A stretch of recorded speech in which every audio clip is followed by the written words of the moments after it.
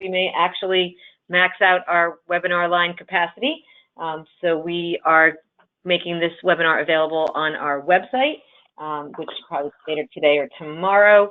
I'm looking over at Nina. Nobody can see me doing that, but we're all here at the network. With me is Nina Renero, our communications coordinator, Matt Hirsch, our director of policy and advocacy, and Arnold Cohen, our senior policy coordinator and senior policy advisor, and smart guy all around. Many of us here at the network have been working on this policy change for 7, 8, 9 years. I feel like it's been almost the entire time of my tenure here at the network. And so we are really thrilled to have had this legislation enacted, signed, and is starting to be implemented around the state of New Jersey. We have a few wonderful people who are here with us today to talk about what the land bank means, how it can be implemented, and how folks can get the help that they need. For those of you who aren't familiar with the network and just heard about this webinar and wanted to learn more about land banks, we strongly encourage you to visit our website to join our network. We're a membership organization, and we really survive and are able to do this work because of the support of our friends and members. So please check out our membership section, become a network member, and we hope to see many of you at our Under One Roof conference on October 18th at the Hyatt. I want to thank and introduce Assemblywoman Myla Jacey from Legislative District 27. Assemblywoman Jacey has been a champion, tireless advocate, fierce leader, and just force of nature to get this bill through the legislature multiple times and to make sure that it actually got signed by Governor Murphy. For those of you who didn't see the veto in 2015, it was Governor Christie vetoed this bill and really set us back a ways from other states in our neighboring areas because we did not have this tool in our toolbox. But Assemblywoman Jacey made it a point of her legislative agenda to get this through and to get it signed. And so we are grateful for her leadership and her tenacity and want to thank her for all of her hard work on this bill. So we are thrilled that she's here with us today and want to give her a few minutes to say a few words. Assemblywoman? Thank you, Stacy. I appreciate that. And somewhere it's been said that perseverance is a positive trait, right? The land banking bill was signed into law by Governor Murphy, as you mentioned, on July 12th, 2019.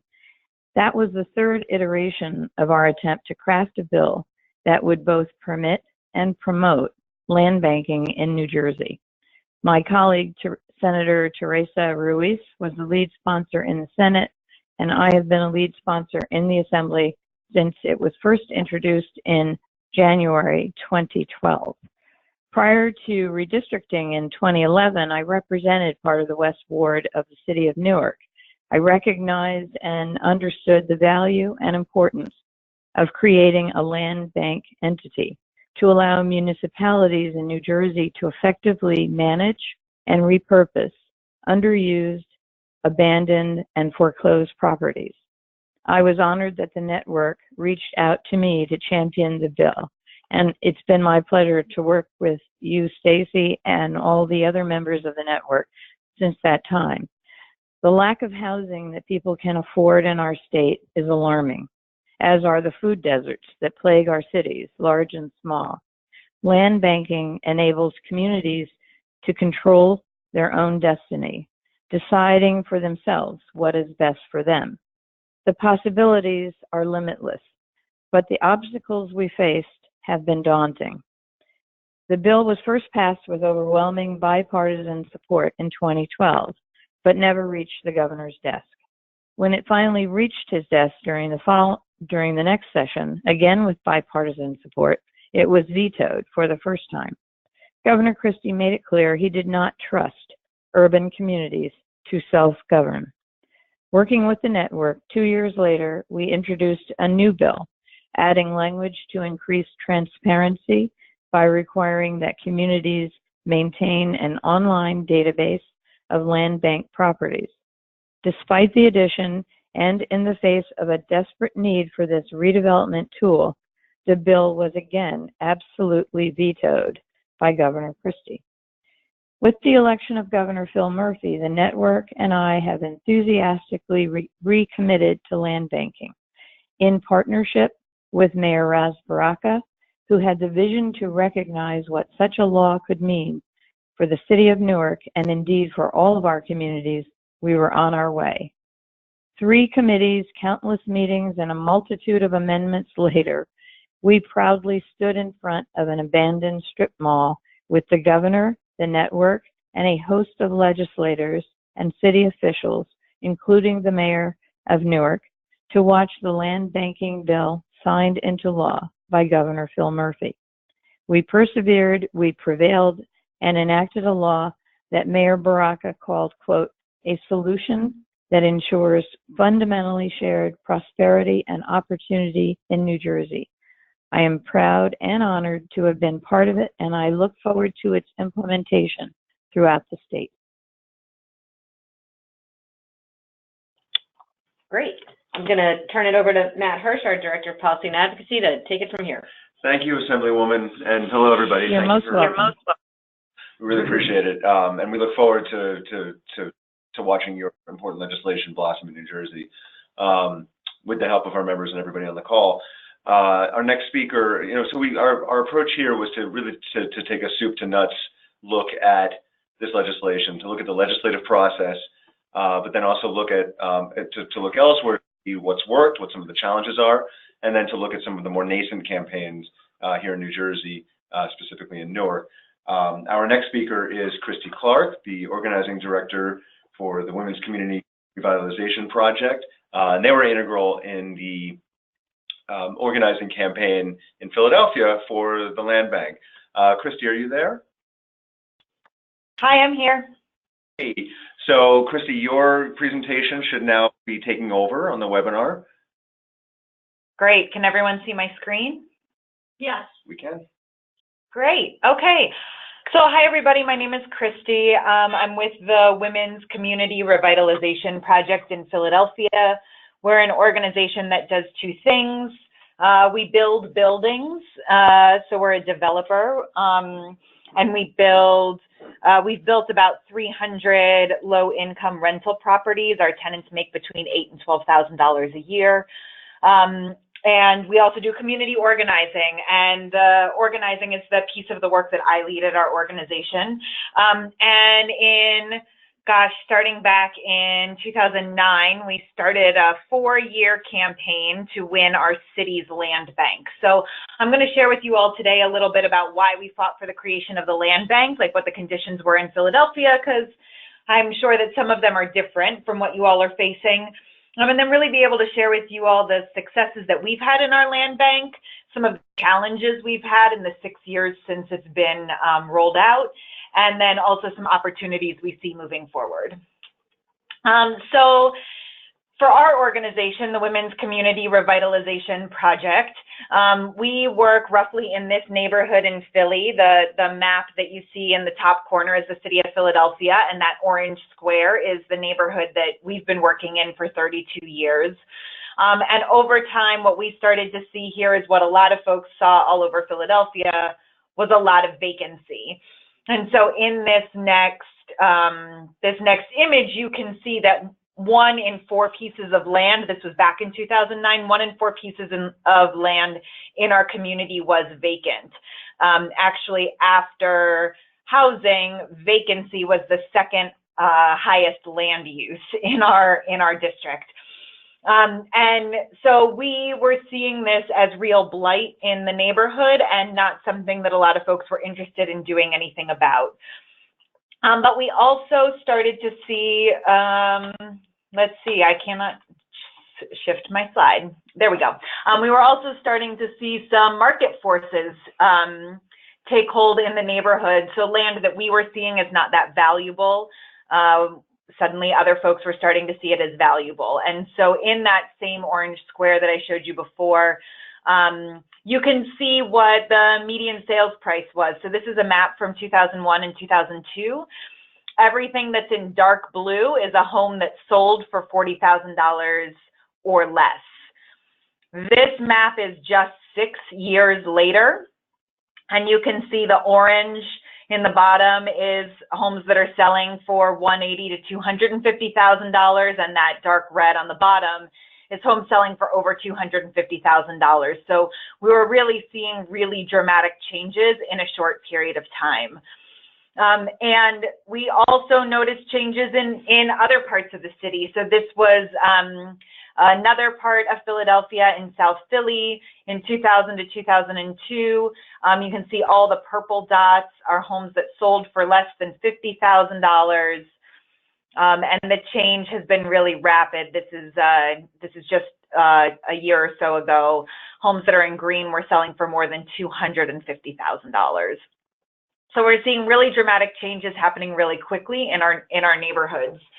And so the Women's Community Revitalization Project, in partnership with about 50 other organizations in the city, a mix of CDCs, community groups, faith, labor, and urban agriculture partners, got together and we formed the campaign to take back vacant land. And the point of this campaign was to work together to establish a land bank in the city of Philadelphia.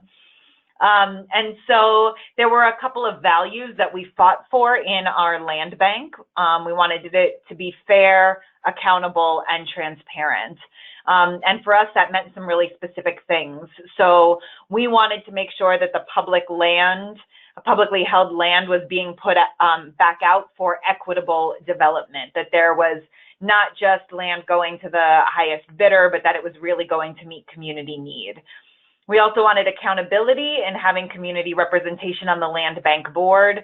And we wanted to make sure that our land bank was transparent. And that really included public access to information, like looking at the sale and transfer of land and making sure that our land bank put out an annual statement about annual progress report about how it was reaching its goals. And I'm really proud to say that after 4 years of organizing, we won all of those things in our land bank legislation. And we feel like the legislation's really strong.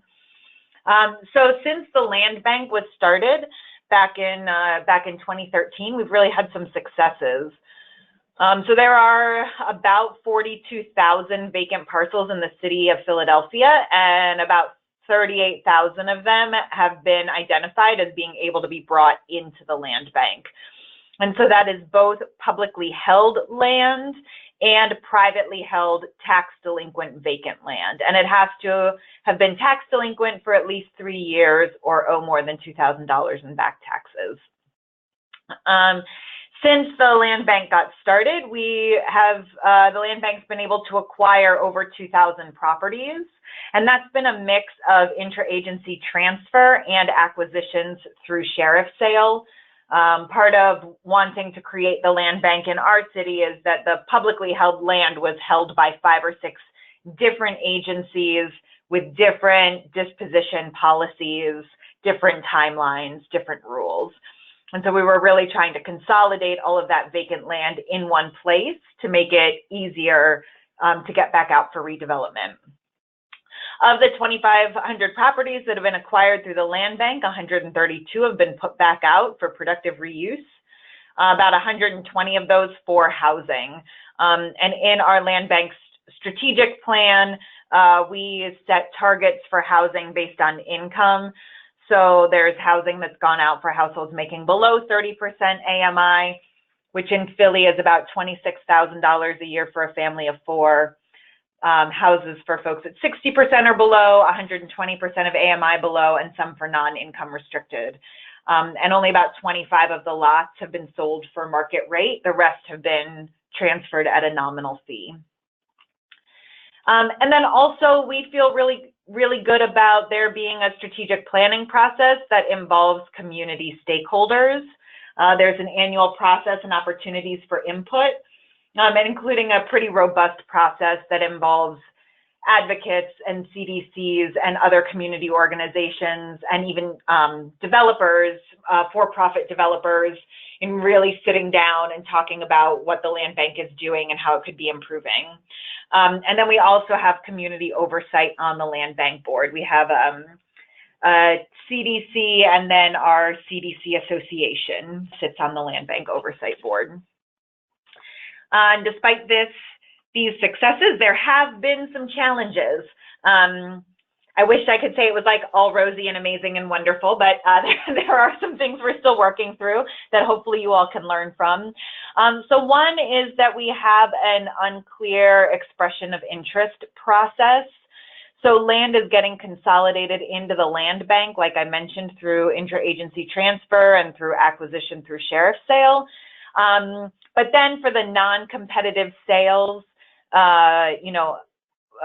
land that's going back out for equitable development, online on the Philadelphia Land Bank's website, you can submit an online expression of interest. But right now, there's no clear back-end process to go through all of those expressions of interest, and there's no timeline for folks to hear back, and there aren't really clear requirements of listed on the website of what the land bank is looking for from people who put in those expressions of interest.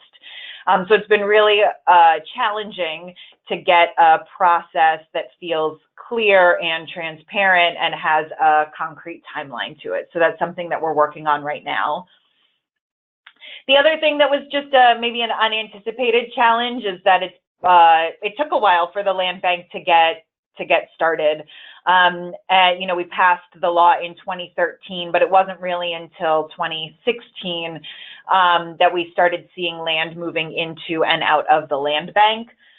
And some of that was around, getting the staffing that we needed for the land bank and the money from our city to really get it up and running. But since fiscal year 17, we've seen a dramatic increase in the amount of work that our land bank has been able to do. And really, we see a lot of opportunity for this moving forward. I think, in Philly, everyone still feels really hopeful about the land bank, even though it's felt slower in getting going than what we really wanted. But we've been really building consensus around the land bank being a powerful tool to get land back out for community needs. I think having this tool that allows people to really understand the process for getting land in and having transparency around where that land is going has made communities feel like equitable development is a priority for our city.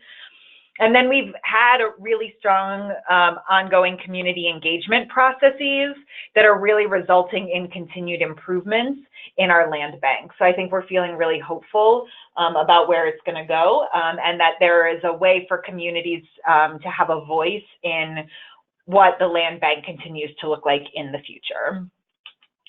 So I don't know if right now, I guess to the organizers of this webinar, if now is the time for questions or you want to save those to the end, but also just for the sake of time, I included my contact information and the website of our land bank, where you can see the most recent strategic plan if that is of interest to folks. So that is it for me. Thank you. Thank you so much, Christi. We really appreciate it. And I'm glad you, well, two things first. I'm glad you mentioned the continued community engagement process. That's really important, particularly as the town identifies the needs and realizes its full implementation of land banking. What type of feedback has Philadelphia heard that has, effectively changed, course corrected or changed processes? Anything that stands out that you would flag for other communities trying to do the same? Yeah, I mean, I think, for us, we, like one of the biggest lessons we learned after the very first strategic plan is that it really made a difference to break down targets by income. So there was just a basic, one of the targets was around housing, and it was just non-market rate and market rate. That's sort of how it was divided out. And really quickly, we understood that there's a big difference between building housing for folks at 80% of AMI and for folks at 10% of AMI. And we really wanted to have our land bank be accountable to that. And so through the community engagement process, and part of the work that we as advocates did was bring people who were directly impacted with us. And so the land bank getting to hear from folks, for example, who are on SSDI and make $100,000 a year, we're able to talk about the needs of their community. And so now our targets are broken down by income. So for us as community folks, we have a real opportunity to both hold the land bank accountable and make sure that our voices are included in that ongoing land disposition process. Great, thank you. Christi, will you be able to stick around a little bit? We're going to answer some questions toward the end of the webinar. Yep, I'm here till the end. Thank you so much. And while we're on that, I just wanted to acknowledge that the audience, thank you for tuning in. You are muted, but we do encourage you to type in questions in the field on your screen, as you'll see. Keep a few questions in your back pocket in case there are no questions in line. And this call is being and the webinar is being recorded, and it'll be available again on our website within the next 24 hours, as well as the PowerPoint presentations, both ours and Christi's that you just saw. Thank you, Christi. Next up, we have Bernel Hall, President and CEO of the Newark Community Economic Development Corporation, and they are in a different stage than Philadelphia is. It's very early there, but Newark has been out in front on identifying the need for a land bank in the city and engaging the community, and that's where they are right now. So, Bernell, thank you so much for joining us today. Sure. Thank you all for having me. I just want to specifically thank the Housing and Community Development Network of New Jersey for not only putting this webinar together, but all the educational work you do and the advocacy work you do in regard for this and other community development initiatives throughout the state. And, as mentioned earlier by the Assembly woman, 9 years in the making, a ton of sweat equity on behalf of Governor Murphy, Mayor Baraka, the Assemblywoman Ruiz, among others, CDCs all across the state and advocacy. And just want to thank you all for your work to start, and then really talk about where we are, which is really in pre-launch. So just as a way of background, I've been in my current role as the President and CEO of the Newark Economic Development Corporation since February. Shortly thereafter, I was told that the city would have the Economic Development Corporation administer the land bank, and then shortly thereafter, I was made aware that it would be the first in New Jersey. So at that point, we began to make changes internally to staff up with people that had very strong real estate, community development, financial and legal backgrounds, because I gathered very early on that there are a lot of moving parts as it relates to executing on the land bank's initiatives. So from there, we began visiting other land banks that were in various stages of their life cycle. We had visited our friends down in Philadelphia, met with Angel and his team, and he was nice enough to not only share his strategic plan, but we actually procured the planning group, the planning company that helped launch the Philadelphia Land Bank, among others, throughout the country, because we wanted to make sure, if we're going to be first, we're going to surround ourselves with people who have done this before and have a high level of expertise as it relates to what works and what may not work. The other thing was we started visiting land banks and seeing some of the innovative ways in which they both acquire properties, foreclosed in some cases on tax liens, and obviously dispose properties in a way that expedited redevelopment in different neighborhoods and to different needs. We visited, in addition to Philadelphia, we went to Detroit, Grand Rapids, among others, and we still have other visits outstanding. But the common theme is to prepare the land bank agreement for efficiency, transparency, and accountability.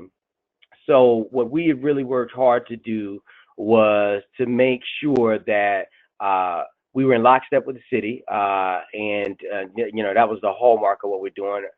What we're doing is really accelerating existing redevelopment plans that are, available to all and have been, commented on by various community groups in the city of Newark. And then beyond that, beyond the statute's requirement of having one community meeting, we actually have had 6 community engagement meetings in the 5 different wards of Newark, and then a central location meeting to make sure that we talk to various community stakeholders about what they would like to see out of this land bank specific to their community needs and preferences. That was very telling because different community stakeholders in different locations throughout the city had different initiatives that they wanted to recommend that the land bank consider undertaking. The other thing we've done very early on is identify the costs or potential costs associated with launching a land bank. In reading through the legislation that was passed down, it was very clear to me that, we had to do a considerable amount of work to make sure that there was a budget to go along with the cost that, you incur when you transfer properties from the municipality to a not-for-profit. So we've done a lot of work around identifying what those costs look like and looking at best practices at other land banks in a way in which we can get certain services without bearing over costs, but also at the same time giving the community quality of life that have been lacking because of blight in various neighborhoods. So from there, we've really started to hone in on what we wanted to get out of the land bank here in Newark. And really, it came down to boosting home ownership. Right now, the city of Newark has a renter population of roughly 78%. We have found in our community meetings that there is a lot of desire for people to make the conversion from renter to homeowner. Not that there's obviously anything wrong with being a renter, but various parties at various incomes want the opportunity to own where they currently rent. And so we definitely have looked hard at disposition policies throughout the nation to do a couple of things. One, give people at a variety of income levels the ability to stay within the city of Newark, right? We want to obviously create affordable housing options for people who, are at a certain income level, whether it be 80% or below or what have you, to buy properties that are in the land bank's inventory. A program that we're piloting in lockstep with the local housing authority is a Section 8 renter conversion program where a person takes a Section 8 voucher and they, while they go through credit counseling and other home ownership preparation courses, the land bank in lockstep with a minority of women-led business development company would fix up a property so that once the person completes their home ownership program, they would be able to convert their Section 8 rental voucher into a mortgage assistant voucher and have the benefit of owning their first home. But at the same time, we obviously want to create options for people who, may have moved up the socioeconomic spectrum and, in past years would have moved out to a wealthier suburb. We also want to retain that populace as well and make sure that Newark works for all income levels. One of the things that I alluded to, but we really want to use the land bank as a tool to do, is give MWBE developers and local contractors the opportunity to get more work faster, right? Many times when, developers come in from other locations, they have their own teams and they have their own subcontractors that they work with for years and years. And, obviously we encourage and try to influence as much as possible their work with people that are here in Newark or that may be MWBEs, but we want to take it a step further and in our work doing community redevelopment, partner with local companies that have come out of training courses sponsored by the EDC and or the City of Newark's Economic and Housing Development Division, and give them the ability to build their track record while rebuilding their own neighborhoods. we want to expand neighborhood business opportunities. The Assemblywoman mentioned this idea that there are food deserts throughout many of our communities, as well as there are situations where people would love to stay in the city, but their business is expanding, but they can't find a viable piece of property to expand their business that does not blow up their business plan as it relates to their financial projections. We want to make sure that we're in a position to give people the opportunity to expand their business locally, because what statistics have proven is local businesses tend to hire local, they tend to buy supplies local, and they tend to remain local after they grow. So we really see that neighborhood business expansion component of the land bank work as being a way that we can foster economic development while putting properties back on the tax roll. And then obviously we want to support community goals by creating RFPs or set-asides for CDCs to redevelop property for specific social or socioeconomic services. And we've been in contact with our local CDCs, have met with the local network and talked about our work, and we'll continue to do so as this project arises. Lastly, we have done a lot of work as it relates to studying other disposition policies throughout the country. We have not launched yet, so I just want to be clear on where we are. Our city council is working to be educated by us and others as it relates to the state statute and also best practice around the country. And from there, we move forward to ratifying the Economic Development Corporation as the Newark Land Bank, and then from there we'd work to establish a land banking agreement. But in the lead up to that, we really want to flesh out disposition policies that we've learned of throughout the country that we think will be applicable locally. And we spend a lot of time, again, in Detroit, among other places, looking at these policies and trying to marry them to what we've heard from the community. A couple that have jumped out at us, again, this is not a done deal because of where we are in the process, but just things that we found to be very compelling. One is the Move-In Ready program that Detroit has, where a Detroiter who has rented and can prove that they are indeed a resident of the city of Detroit, but for whatever reason their landlord has fallen behind on their taxes and the property has gone into tax lien foreclosure, has a first right of refusal to buy the property that they have rented for a number of years and maybe even raise their family within. So we think that is a very compelling option for Newark. Then there is an opportunity to have a set aside for Newarkers who, may want to purchase a second home locally, but again, don't want to compete with the general populace of people that are not from Newark, right? But at the same time, obviously, make it open and competitive for people that are from Newark.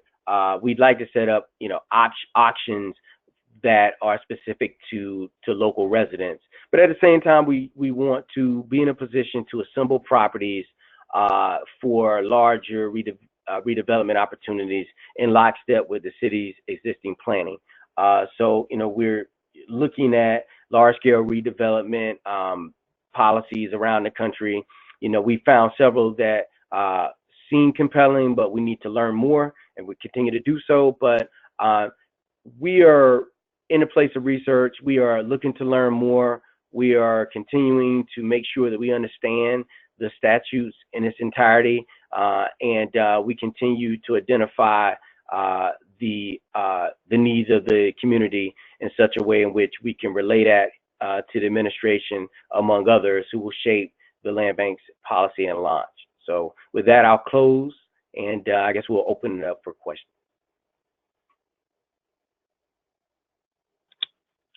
Bernell, thank you so much. I know that you have our panelists are all very busy, so I know that you have to leave soon. But I think we're going to actually move right into Arnold Cohen. Who'll give an overview of the legislation and some next steps, and then we'll open it for Q&A. But Arnold Cohen is the Housing Community Development Network of New Jersey's senior policy advisor, and was integral on helping to shape the on New Jersey's land bank legislation. So, Arnold, thank you very much. Okay. Welcome, everybody. So, next steps. First, the city needs to really understand the benefits of a land bank and make a commitment to a land bank. There is no state appropriation for a land bank, so the city needs to be understanding the benefits and how having a land bank will actually save them dollars from having to address vacant abandoned properties and all the liabilities that might mean in terms of additional police, fire, and other costs to the city and the quality of life for people in the city. Next, as was done in the city of Newark, the city needs to decide who their land banking entity is going to be. And then what they need to do is educate the public on the benefits of the land bank, as well as being able to educate the city council. So there's a clear understanding about why this is critical to helping turn liabilities, vacant abandoned properties, into assets, properties that increase the quality of life for residents. And then fourth, the agreement with the city council is critical. It can restrict the land bank's ability to function, or it can give the land bank the flexibility it needs to operate. And that's going to be a critical component of what's being done. Then once the land banking is operating, there are certain things that were put into the law to increase transparency. First, the land bank must publish an online database that will include a list of all current former land bank properties, each owner of record since it became a land bank property, and the sale price of each property that's been purchased by the land bank. Second, the land bank has to have a community advisory board consisting of representatives from nonprofit community associations operating within the municipality, including those organizations active in areas where the land bank entity anticipates holding properties. And third, the land bank needs to provide an annual report to the city and to the public describing the properties being held, activities that were carried out during the year that the land bank was operating. So these are just a look forward things that need to be done as you look at whether land bank is right for your city, addressing the properties. We think there's tremendous benefits, and encourage all of you to look at creating land banks within those cities where you reside and operate. So let's open up for questions. Yeah, thank you, Arnold. So as you heard, that agreement with the municipality is critical, and the items outlined there. But Bernell, if you're still there, we do have a okay, great, because we do have a Newark specific question. Specifically, what large scale? Oh, okay. No. There was one that was specific. Mild technical difficulties. Thank you. So you referenced large-scale development policies. What have you seen that has kind of raised your interest along those lines? Well, I think it's really a city-to-city thing based on the infrastructure of the city and also the economic drivers. What we know about Newark is it has a international seaport, international airport. There's a large,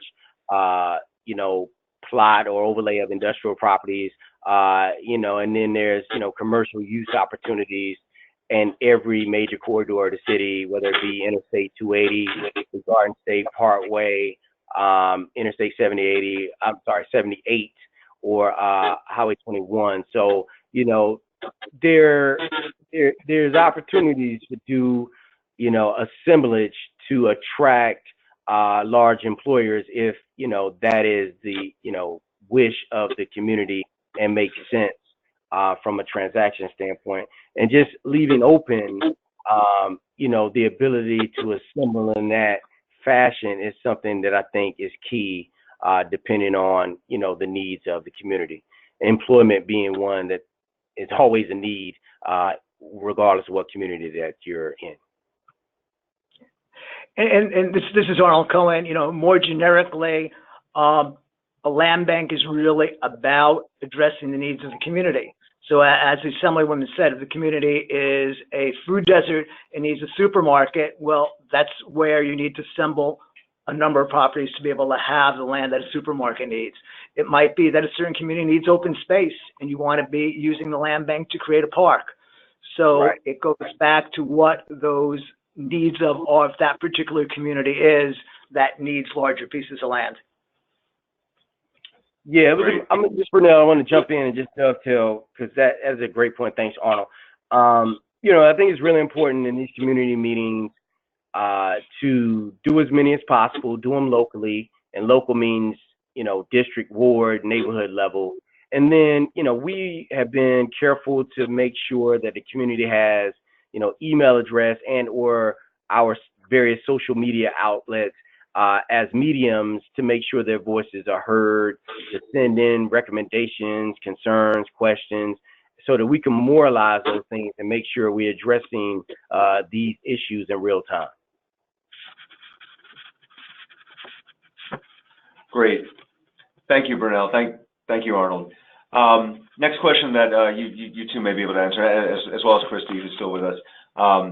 Can land banks dispose of property in areas that are not designated areas in need of redevelopment? So yes, that's the whole point of a land bank. A lot of the things that a land bank can do can already be done under state law in areas of redevelopment. The beauty of a land bank is that you don't need an area of redevelopment to be able to exercise all we're talking about. Excellent. And then obviously the funding question is key, a revenue source, specifically how our legislation was developed here in New Jersey. But Christi, could you talk a little bit about how much funding was required from Philadelphia to establish the land bank, and what funding sources the city used? Yeah, so we have about $3.5 million from our city's general fund that goes towards operating costs, maintenance, emergency management of vacant properties, and we're hoping that about $2 million of that is going to be raised through market rate sales. So like we've started with about $3.5 million from the city's general fund while we're working on getting market rate sales up through the land bank. But we're counting on some of that sale money being used to pay for the basic operations of the land bank. We've also needed some money for acquisition of land through sheriff's sale. And so right now, some of that is coming through the general fund in our city, and that's another about $2 million. So I'd say about $5 million total.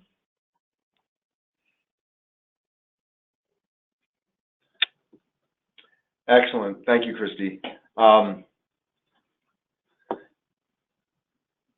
So a land bank is one piece of our rehabilitation toolkit, so we do have a good question here about the actual powers and mechanics of land banks, and what can land banks do that municipalities can't already do through existing tools such as APRA.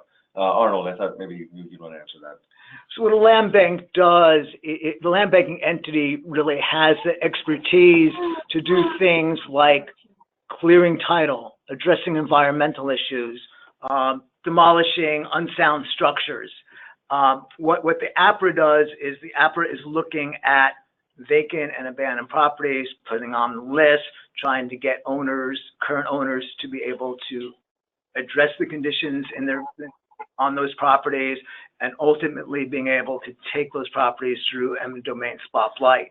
It can work along with a land bank, but a land bank is entirely different entity to be able to take those lands that the city currently has or wants to establish and address how we turn them into assets for the community as a whole. Excellent, thank you. And this is to all of our panelists. What is the benefit for a community to have a land bank over municipally owned land for a singular large-scale redevelopment project? From your example, Arnold, where a supermarket has been identified as the need.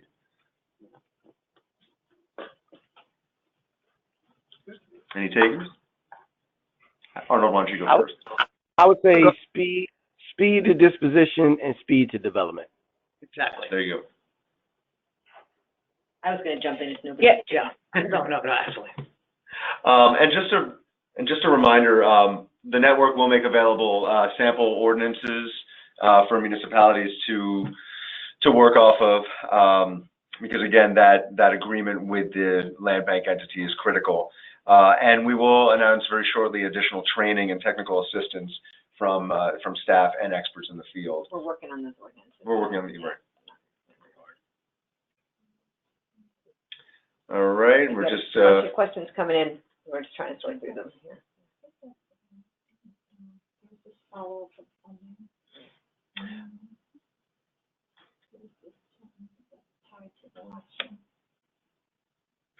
Well, why don't we, Christi, if you're still there, why don't we do have a follow-up here. Is the $3.5 million an annual allocation in Philadelphia? It is, but it has to go through the budget process every year. So that's what we've had for the last couple of years, but it's subject to our annual budget process. It's not a dedicated source right now. And does that require a similar campaign each year, or have you run into any hurdles that you've had to overcome? I mean, the only hurdle we've had to overcome is that we'd like more money. It's enough for our land bank to work. But, you know, I think we could acquire some of the tax delinquent vacant properties at a faster rate if we had some more resources. But, you know, we have a mayor who is supportive of our land bank and continues to write money into the budget for it.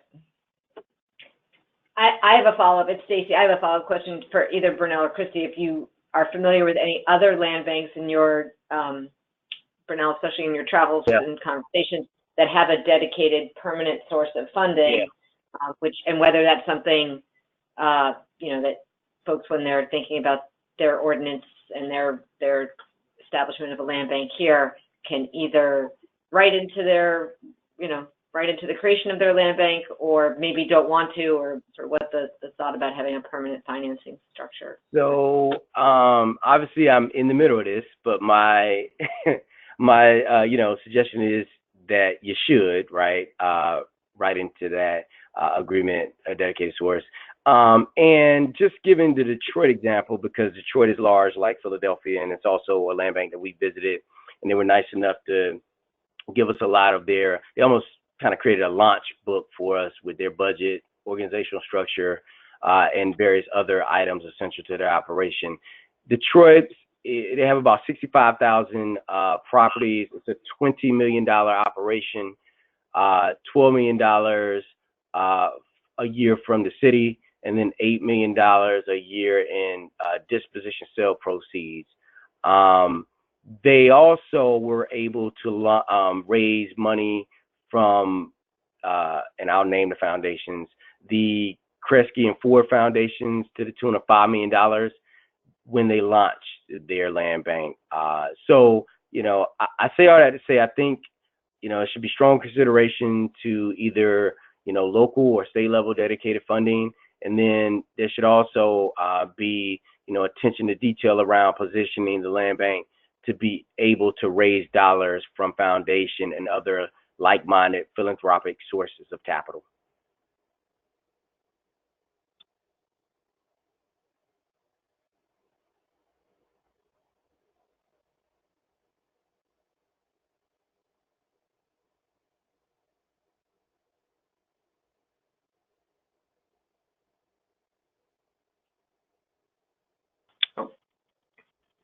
Okay, here we go. Are there any special deed restrictions on these properties? It depends what the use of the property is. So, and Bernell can speak to this example, but, you know, if you're creating a Section 8 to home ownership program, then you're talking about somebody obviously qualifies for that. If you're talking about something that is you're setting aside for senior housing, special needs housing, clearly it's people who can qualify that. So it just depends upon what the use of the property is. And just to follow up, can land banks take a developer fee on the transaction? So we found in Grand Rapids that they were, it's not the city of Grand Rapids. The name of the land bank is, I don't think I'm going to take it. I'm sorry. But the land bank in Grand Rapids basically did do that, in partnership with the not-for-profits and CDCs that they did rehab and redevelopment work with. Especially, in the cases of low-income housing tax credit deals where that was a part of the budget anyway. They used that to sort of reinvest into their ongoing operations to keep it going. Great. Thank you, Bernell. Thanks, Bernell. Christi, is there anything that you wanted to add that you didn't have a chance to say before? Or No, I don't know. So, you covered it all? Okay, I think there's one more. I'm sorry for the audience's benefit. So there are a lot of questions regarding this policy and specifically implementation. There's different challenges for larger towns as there are for smaller towns. But we are going to be providing additional information and resources, so please keep a lookout for that. And any additional questions that you may have that occurred to you after we hang up here, you can send to me, Matthew, at mhersh, H-E-R-S-H, at hcdnnj.org. I'm just going to turn it over to Stacy. Well, I want to thank Matt and Arnold and Nina and Bernell, obviously, and Christi, and Assemblywoman J.C. and her Cracker Jack staff, including Mary Thoreau, for getting us to this point. We here at the network have been getting quite a lot of questions about how a community goes about setting up a land bank. So this was really the first stab at getting out information to the whole people. Over 100 has signed up for this webinar to just give you sort of the basics about what's been happening in other places and what is happening here in New Jersey already. We expect that over the next 3 to 5 months, we will see a big uptick in communities actually trying to happen, and we are happy and look forward to working with municipal officials, community developers, and folks who are interested in having land banks operate in their neighborhoods and in their communities to make those viable and real. And we know that this, as a legislative initiative, there are always things that we have to keep on the lookout for. So if you're trying to do this and you're running into a problem or there seems to be something that is not quite right, we would like to know about that so that we can try to help fix it. And it's also really important for our members to be able to act as they're being disposed of so that they can turn them into affordable homes and other kinds of benefits for neighborhoods and communities and the residents who live there, like supermarkets and daycare centers and those kinds of things. So this is a really big piece of our neighborhood revitalization strategy that our members are utilizing, and we hope that they'll be utilizing. And so we will continue to provide information and resources about it as it moves forward. I don't think that anybody yet has all the answers, but we did have some great questions, and we expect to have more. And hopefully we'll be able to continue to provide answers and information to all of you as this process rolls out. And I think, as Matt pointed out earlier, the key thing is that different places have different conditions, and they're going to need different kinds of ordinances and different kinds of structures and different levels of financing. And so we're going to try to really keep a good catalog of who's doing what where and make sure that folks don't have to reinvent the same wheel in different places. You might have to put the wheel on a different part of the car or different size wheel, but there's no real need for folks to have to start from scratch every time in every place. So that's what we're here to do, try to make sure that you're replicating good policy and good programmatic practices in different places all around the state, and that we're able to identify challenges, if there are any, or barriers to being successful so that we can help you fix them. So thanks everybody for being with us. I think we're just under the hour mark. This, like we said, the webinar itself will be on our website, available sometime in the next 24 hours. If you think of anything, please email Matt, mhersh, M-H-E-R-S-H, at hcdnnj.org, and we'll make sure that we get back to you right away. Thanks so much. Have a great afternoon.